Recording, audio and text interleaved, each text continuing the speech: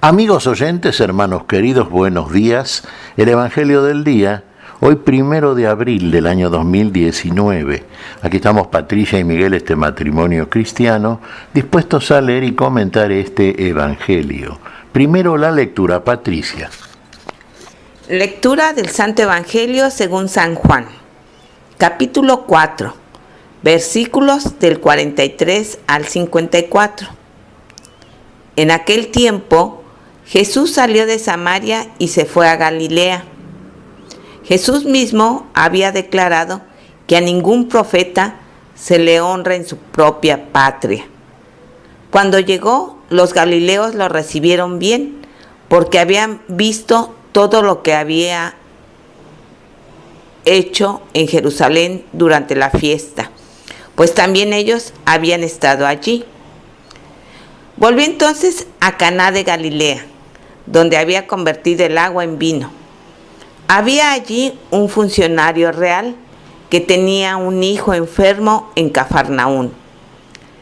Al oír que Jesús había venido de Judea a Galilea, fue a verlo y le rogó que fuera a curar a su hijo, que se estaba muriendo. Jesús le dijo: si no ven ustedes señales y prodigios, no creen. Pero el funcionario del rey insistió: Señor, ven antes de que mi muchachito muera. Jesús le contestó: vete, tu hijo ya está sano. Aquel hombre creyó en la palabra de Jesús y se puso en camino. Cuando iba llegando, sus criados le salieron al encuentro para decirle que su hijo ya estaba sano. Él les preguntó a qué hora había empezado la mejoría. Le contestaron: ayer a la 1:00 p.m. se le quitó la fiebre. El padre reconoció que a esa hora Jesús le había dicho: tu hijo ya está sano, y creyó con todos los de su casa. Esta fue la segunda señal milagrosa que hizo Jesús al volver de Judea a Galilea. Palabra del Señor. Gloria a nuestro Señor Jesucristo. Segunda señal. Recordemos, San Juan apunta en el caso de la milagro que hizo en las bodas de Caná de Galilea, en Galilea también, donde había transformado el agua en vino. Señal, milagro eucarístico. Bien, aquí estamos otra vez en Galilea. Jesús estaba en la Judea y vuelve a Galilea. Bueno, y ahí se encuentra con un funcionario real también. Fíjense, en caso como aquel centurión romano. Vamos a señalar, a subrayar los casos en que se acercan a Jesús muchas personas que no son judías, no son israelitas. Vamos a decir más propiamente israelitas, ¿no? En algún momento vamos a hacer la aclaración. El término judío se refiere más bien a la adoración a la forma religiosa de los israelitas, en cierto punto, que comienza con la vuelta del cautiverio en Babilonia a Jerusalén. Pero aquí es el caso que Jesús va a Galilea, y este funcionario real se le acerca a Jesús. Entonces, ¿qué le pide? Que vaya a su casa a curar a su hijo que está enfermo, antes que éste muera. Claro, uno diría, este hombre tenía fe, primero porque acude al autor y consumador de la fe, a nuestro Señor Jesucristo, y a él le pide algo que seguramente según su convicción no podía ser otro. Solamente Jesús podía salvar a su hijo de la muerte, curarlo de la enfermedad que padecía. Y el tiempo urgía, según el criterio del centurión del funcionario real, digamos. Sí, porque antes que mi hijo muera, le dice, ve a mi casa a curar a mi hijo. Claro, Jesús lo que requiere siempre por parte de aquellos que a Él se dirigen y le piden es fe. Una vez que está instalada la fe, todo es posible. ¿Todo es imposible sin fe? Sí. Por la fe todo podemos, porque por la fe y sobre todo lo subrayamos en este tiempo cuaresmal, la persona se pone en camino, ya está en el camino de la vida, a partir de una fe concreta. Ya lo estaba este funcionario. Y Jesús va, pero antes le dice algo al funcionario: que se quede tranquilo, que tenga fe. El hijo ya se curó. A distancia, ve, opera Jesús. Su hijo está curado. Me hace acordar algunas palabras, por ejemplo, en otro episodio que está relatado también en los evangelios, no en este caso en el de Juan, sino en el de Mateo, por ejemplo, y el de Lucas. ¿Recuerdan el centurión romano? Sí, otro funcionario, ¿no es cierto?, no israelita, que ni siquiera le pidió a Jesús que fuera a la casa a curar a su hija. No, basta que dijese una palabra, aún a la distancia, y se operaba la sanación. Bueno, y en este caso Jesús está en camino, rumbo a la casa de este funcionario que así se lo pide. Y en el camino le salen al encuentro unos sirvientes y le dicen que el hijo del funcionario ya estaba curado. Claro, ¿a qué hora se curó? Esta es la pregunta que surge. Esta es la pregunta que le surge al funcionario real, ¿sí? A la 1 le dicen. Claro, fue el momento justo en que Jesús le dijo: tu hijo está curado. Se había operado el milagro. Pero ¿sabe qué pasa? El funcionario le pidió a aquel en el cual tuvo fe. Y cuando de parte del autor de la fe tuvo la respuesta, esa fe, ¿qué hizo? Se puso en camino. Y este es el tema, ¿ve? Usted tiene fe, esa fe que no precisa ver las cosas en las cuales cree para estar seguro de que se va a producir aquello.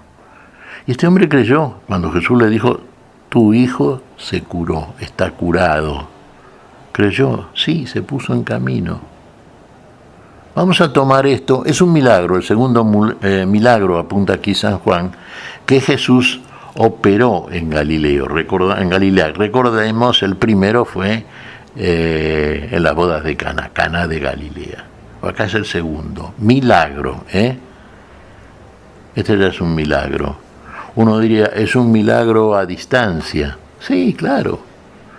La fe no queda limitada por el espacio-tiempo. En el espacio y en el tiempo funciona la lógica humana. Sí, porque la ciencia humana, el conocimiento científico, que es importante sin duda para la evolución, digamos, del hombre dentro del terreno del conocimiento, y si está bien aplicado, claro está. Pero fundamentalmente se basa el conocimiento científico en la ciencia físico-matemática. Jesús va más allá de la física y la matemática, no es que la niegue, sino que la trasciende. Entonces no está limitado por el espacio y por el tiempo, que son presupuestos del conocimiento científico, claro está. No, Jesús va más allá. Por eso se produce el milagro, algo que la ciencia no puede explicar. ¿Cómo no puede explicar muchas cosas que están registradas en los evangelios y que creemos por fe? Ahí está, ¿ve? Creer en las cosas que no se ven.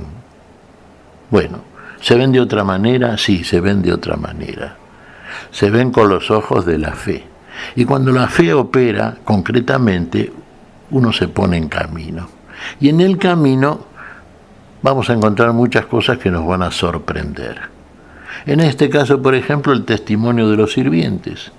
¿Qué le adelantan antes que llegue a la presencia del hijo ya curado, al cual había dejado con fiebre? Tu hijo ya se curó. Y en el momento en que pronunció la palabra el Señor, el autor de la fe pronunció la palabra y se produce el hecho. Todo es hecho por la palabra. El Señor dice y hace. ¿Qué dijo? tu hijo está curado. Y efectivamente así ocurre. ¿Esto lo puede hacer Dios? Sí, claro, es obra de Dios. Dios en Cristo Jesús está haciendo las cosas, dando testimonio de que este Jesús es el Mesías, es el Hijo de Dios, es nuestro Dios encarnado. Creyó el funcionario.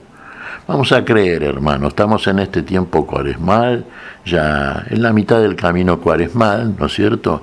Y nosotros se van a ir produciendo y las lecturas nos van a ir marcando, señalizando el camino que va acentuando en nosotros la fe que debe crecer, y debe crecer en la medida en que transitamos este camino que nos conduce a dos cosas: a la revelación de la verdad, al conocimiento pleno de la verdad que solamente está en Dios y Dios nos revela en el camino, y finalmente a la vida, claro que es.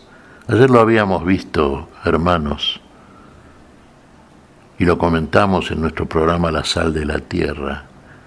Otra vez el camino, ya en términos absolutos, de vuelta por parte de los que creen a la casa del Padre. El camino que nos conduce a la verdad y a la vida. ¿Qué te parece, Patricia? Pues mira, Miguel, me llama la atención, ¿no?, de cómo el Señor cura al hijo de este alto funcionario, no estando cerca de él.